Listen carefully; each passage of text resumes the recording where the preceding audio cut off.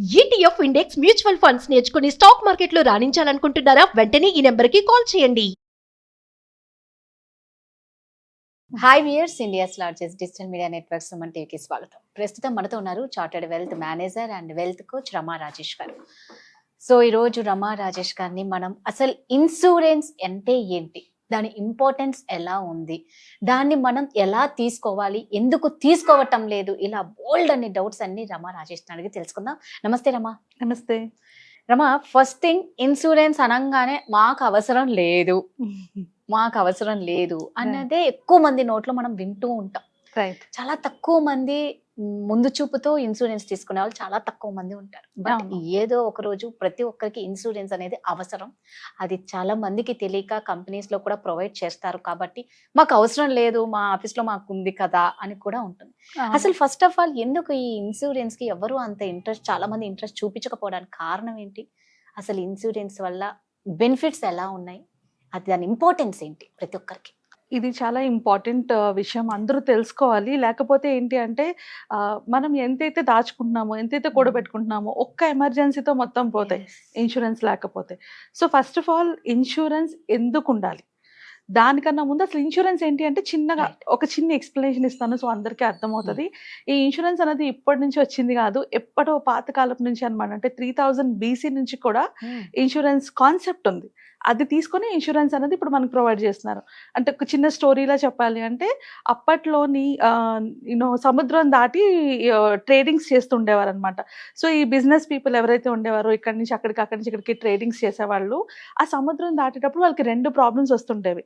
విపరీతమైన అలల వల్ల వాళ్ళకున్న బిజినెస్ అంతా పోవడం, లేదా ఈ దొంగలు, పైరేట్స్ అంటారు కదా, వాళ్ళు దోచుకోవడం. ఇది ప్రతిసారి జరుగుతుందన్నమాట. సో వీళ్ళందరూ ఏంటవుతుందంటే, ఎవరో ఒకరు సంవత్సరంలో కానీ 3 నెలలు 6 నెలలు ప్రతి ఒక్కరికి ప్రాబ్లం వస్తుంది. సో వాళ్ళందరూ కలిపి కూర్చొని ఏమనుకున్నారంటే, ఆ ప్రాబ్లం వస్తే మొత్తం ఒకేసారి కూలిపోతుంటే వాళ్ళు మళ్ళీ రికవర్ అవడానికి చాలా టైం పడుతుంది. సో వీళ్ళందరూ కూర్చొని ఒక ప్లాన్తో వచ్చారనమాట. ఏంటి, సరే నేను ఒక 500 కాయిన్స్ ఇస్తాను, నువ్వు ఒక 500 కాయిన్స్ ఇస్తాం, అలా అందరూ కొంచెం కొంచెం 500 కాయిన్స్ వేసుకొని ఒక సొమ్మును పక్కన పెట్టుకున్నారు. ఎవరికైనా ప్రాబ్లం వస్తే ఈ అమౌంట్ తీసి వాళ్ళు వాడుకుంటారు. సో దాట్ ఎవ్వరికి లాసెస్ ఉండవు, ఎవ్వరు కింద పడిపోరు కదా. అలా వచ్చిన కాన్సెప్ట్ ఇన్సూరెన్స్. సేమ్ టర్మ్స్ లోనే ఇన్సూరెన్స్ కూడా వర్క్ అవుతుంది. ఇప్పుడు మనం చూసుకుంటే ప్రతి ఒక్కరు ప్రీమియమ్స్ పే చేస్తాం. దేనికి పే చేస్తాం? అది హెల్త్కి కావచ్చు, లైఫ్కి కావచ్చు. ప్రీమియం చాలా తక్కువ ఉంటుంది, కానీ దాని నుంచి వచ్చే బెనిఫిట్ ఏదైతే ఉంటుందో ఎక్కువ ఉంటుంది అనమాట. అంటే ఒక ఇన్సూరెన్స్ కవరేజ్, నేను ₹1,00,000 కవరేజ్ కోసం నేను టర్మ్ లైఫ్ తీసుకుంటే 15,000 కడుతున్నా. అలా 15,000 మనందరం కట్టింది ఎవరికైతే అవసరం ఉంటుందో వాళ్ళకి ప్రొవైడ్ చేస్తారు. అలా ఇన్సూరెన్స్ కంపెనీ వర్క్ అవుతుంది. So this is the most important concept. అసలు ఇవన్నీ ఎందుకు చేయాలి అంటే, ఫస్ట్ ఫైనాన్షియల్ ప్రొటెక్షన్. అంటే నేను ఇన్నాళ్ళు కష్టపడి దాచుకున్నదంతా ఒక్కసారి కూలిపోకుండా ఉండడానికి నేను చిన్న చిన్న ప్రీమియమ్స్ ఇస్తున్నాను. ఇప్పుడు ఎలాగైతే ఆ బిజినెస్ పీపుల్ వాళ్ళు అన్నాళ్ళు కష్టపడి దాచినది పంపించినప్పుడు అది కూలిపోవడం వల్ల, పోవడం వల్ల ఎంత లాస్ అవుతున్నారు, మళ్ళీ వాళ్ళు బయటపడాలంటే ఎంత టైం పడుతుంది. సో అందుకు first and most important financial protection కోసం ఇన్సూరెన్స్ ఉండాలి కంపల్సరీగా అందరికీ. ఎందుకంటే ఒక్క ఎమర్జెన్సీ, చిన్న ఎమర్జెన్సీ కావచ్చు, పెద్ద ఎమర్జెన్సీ కావచ్చు, ఒక్క ఎమర్జెన్సీ మొత్తం మనం దాచుకున్నవన్నీ ఖాళీ చేసిస్తాయి కంప్లీట్లీ. సో అందుకోసం ఇన్సూరెన్స్ ఉండాలి. Second thing, risk management. Risk management అంటే ఏంటంటే, ఇప్పుడు ఫర్ ఎగ్జాంపుల్ ఇది సర్వే కూడా చేశారు actually. Out of 100 people insurance తీసుకున్న వాళ్ళలోని తక్కువలో తక్కువ 70 పీపుల్ వాళ్ళు ఒక కాన్ఫిడెన్స్తో బతుకుతున్నారనమాట. అంటే ఇంకా కరెక్ట్గా చెప్పాలంటే, ఎవరైతే ఇన్సూరెన్స్ తీసుకోలేదో వాళ్ళకి ఏదైనా మెడికల్ ఎమర్జెన్సీ వచ్చింది అనుకోండి, ఆ డబ్బులు ఎలా కట్టాలి అన్న దాంట్లో హార్ట్ అటాక్స్ వచ్చి చనిపోతున్నారు. డబ్బులు ఎలా కట్టాలి? ఆబ్వియస్లీ ఇప్పుడు నా దగ్గర ఇన్సూరెన్స్ లేదు, ఇప్పుడు ఈ పర్టికులర్ దీనికి అంటే లెటెస్ ఎవరికో యాక్సిడెంట్ అయింది, ఈ మొత్తం యాక్సిడెంట్లోని వాళ్ళకి చేయాల్సిన ఆపరేషన్స్కి వీటికి అన్నిటికీ కలిపి 20 లక్షలు, 30 లక్షలు, 10 లక్షలు, 5 లక్షలు ఖర్చు అవుతుంటారు. వీళ్ళ దగ్గర ₹1 కూడా దాచుకుని ఉండరు. సో అమ్మో అన్న భయంతో చనిపోతున్నారు చాలా మంది. So risk management, peace of mind ఉంటుంది. అదే నేను ఇన్సూరెన్స్ తీసుకున్నాను అనుకో, ఇప్పుడు నేను ఫర్ ఎగ్జాంపుల్ సేమ్ సిచ్యువేషన్లోనే పెద్ద హాస్పిటల్కి వెళ్తాను, ఇప్పుడు నాకు 10 లక్షలు, నాకు 20 లక్షలు కవరేజ్ ఉంది, కానీ ఈ చిన్న హాస్పిటల్ తీసుకొచ్చారు, ఇక్కడ నాకు కరెక్ట్ గా చేస్తారో లేదో డౌట్ పడి నేను పెద్ద హాస్పిటల్కి వెళ్తానా లేదా? ఖచ్చితంగా వెళ్తాం. ఎందుకు? ధైర్యం. అది మీకు సో ఆ ఇన్సూరెన్స్ వల్ల ధైర్యం ధైర్యం. కోసం కంపల్సరీగా ఇన్సూరెన్స్ ఉండాలి. అండ్ మోస్ట్ ఇంపార్టెంట్ థింగ్ ఏంటి అంటే, ఎలా ఫైనాన్షియల్ స్టెబిలిటీ ఎంత ఇంపార్టెంటో, ఈ ధైర్యం ఎంత ఇంపార్టెంట్ అంటే, ఈ రిస్క్ మేనేజ్మెంట్ ఎంత ఇంపార్టెంటో, దీనివల్ల మనకి అడిషనల్ ట్యాక్స్ బెనిఫిట్స్ కూడా ఉంటాయి. బెనిఫిట్స్ కూడా వస్తాయి మనకి. అంటే సెక్షన్ 80Dలోని ఇన్సూరెన్స్ తీసుకున్న వాళ్ళకి, అది హెల్త్ ఇన్సూరెన్స్ తీసుకున్న వాళ్ళకి కంపల్సరీగా ఒక ట్యాక్స్ బెనిఫిట్ కూడా ఉంది. సో ట్యాక్స్ పరంగా చూసుకున్నా కూడా అది మనకి బెనిఫిటే. అండ్ ఇప్పుడు మీరు అడిగిన రెండో ప్రశ్న ఏంటి, నాకు ఆల్రెడీ కంపెనీ ఇస్తుంది కదా, నేను ఎందుకు తీసుకోవాలి? చాలా మంది ఇదే యాటిట్యూడ్తో ఉంటారు. దీనికి కూడా 3 రీజన్స్ ఉన్నాయి. ఫస్ట్ థింగ్ ఏంటంటే, నువ్వు ఆ కంపెనీలో ఉన్నంత వరకే నీకు ఇన్సూరెన్స్ వస్తుంది. నువ్వు ఆ కంపెనీ మారి ఇంకో కంపెనీ జాయిన్ అయిన గ్యాప్లో కూడా ఇన్సూరెన్స్ కవరేజ్ ఉండదు, ఎస్పెషల్లీ హెల్త్కి. కరెక్ట్. ఆ టైంలో ఏమైనా ఎవరు బాధ్యత తీసుకుంటారు? సో 100% కంపల్సరీగా మనకు కావాల్సింది ఏంటి, ఎప్పుడు కూడా ఇన్సూరెన్స్ వెళ్తూనే ఉండాలి. సో దట్ ఎప్పుడు ఎమర్జెన్సీ ఎప్పుడు వస్తుంది ఎవరికి తెలుసు. అండ్ సెకండ్ థింగ్, కంపెనీ ఇచ్చే కవరేజ్ సరిపోదు.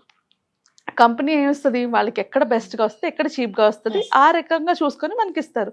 ఓ 3 lakhs 5 lakhs ఇస్తారు. ఒక చిన్న ఆపరేషన్ ఇప్పుడు చూసుకుంటే ఎక్స్పెన్సెస్, ఒక చిన్న ఆపరేషన్కి, ఒక స్టంట్ వేయడానికి 4 lakhs 4.5 lakhs తీసుకున్నారు మా అత్తయ్య గారికి ఒక హాస్పిటల్లో.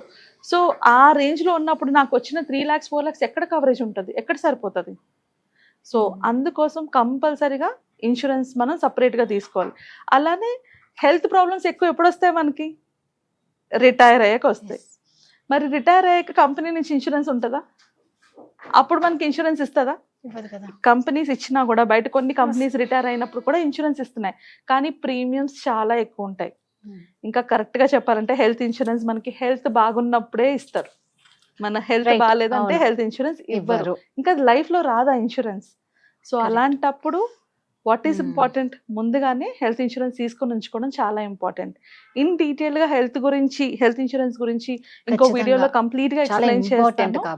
ఎస్, కానీ ఇన్సూరెన్స్ మాత్రం 100% ఉండాలి. మినిమం 3 types ఆఫ్ ఇన్సూరెన్సెస్ అందరికీ ఉండాలి. దీని గురించి కూడా నేను నెక్స్ట్ వీడియోలో క్లియర్గా ఎక్స్ప్లెయిన్ చేస్తాను. సూపర్. సో ప్రతి ఒక్కరికి ఇన్సూరెన్స్ ఉంటే ఒక ధైర్యం, భరోసా. ఎస్, మనం హెల్తీగా ఉంటాం, హ్యాపీగా, అంటే మనకి ఏదన్నా అయినా కూడా కోలుకుంటాం, మనం పెట్టనీకి రెడీగా ఉంటాం.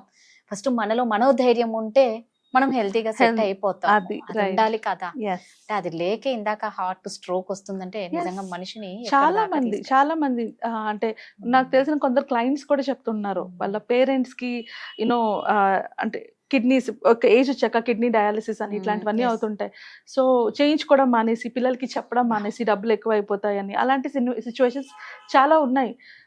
ఆ దీంట్లోని, ఆ స్ట్రెస్ లోని హార్ట్ అటాక్స్ తెచ్చుకున్న వాళ్ళు కూడా ఉన్నారు. హార్ట్ అటాక్ ఊరికే రాదు కదా, విత్ స్ట్రెస్ వస్తుంది. సో ఈ అన్వాంటెడ్ స్ట్రెస్ కన్నా ప్రొటెక్షన్ మోర్ ఇంపార్టెంట్ కదా. సో అది సూపర్. సో ప్రతి ఒక్కరికి ఇన్సూరెన్స్ అనేది చాలా ఇంపార్టెంట్. ఇంకా ఇన్ డీటెయిల్డ్ గా ఇన్సూరెన్స్ గురించి కానీ, ఇన్వెస్ట్మెంట్స్ గురించి కానీ తెలుసుకోవాలంటే, ఆర్ నాకు ఎలాంటి ఇన్వెస్ట్మెంట్ రైట్, నాకు ఎలాంటి ఇన్సూరెన్స్ రైట్ అన్న డౌట్స్ ఉన్నా కానీ మీరు కమెంట్స్ పెట్టండి. ఒక వెబినార్ చేసుకుందాం. ఆ వెబినార్లో క్లియర్గా మనం ఇంకా ఇన్డెప్త్గా నాకు ఎలాంటి ఇన్సూరెన్స్ కరెక్ట్, నేను ఎలాంటి ఇన్వెస్ట్మెంట్ చేస్తే రైట్ అన్నది తెలుసుకోవచ్చు. ఓకే, మీకు ఒకవేళ ఇంట్రెస్ట్ ఉంటే కనుక కిందున్న నెంబర్కి కాంటాక్ట్ అవ్వండి అండ్ వీ కెన్ ఒక వెబినార్ని అరేంజ్ చేసుకోవచ్చు. అలాగే ఎలాంటి టాపిక్స్, ఇంకా మీకు ఎలాంటి టాపిక్స్ గురించి మాట్లాడాలనుకుంటున్నారో వాటి గురించి కూడా కింద కామెంట్స్ చేస్తే అలాంటి టాపిక్స్ గురించి మాట్లాడదాం. ఇంకా కొన్ని గవర్నమెంట్ స్కీమ్స్ ఉన్నాయి, కాన్సెప్ట్స్ ఉన్నాయి, అవి ఏమైనా కావాలనుకుంటే దయచేసి కామెంట్ చేయండి. మనం దాని గురించి నెక్స్ట్ వీడియోస్లో మాట్లాడుకుందాం. ఎవ్వరూ దాన్ని లైట్ తీసుకోకండి. Thank you so much. Thank you.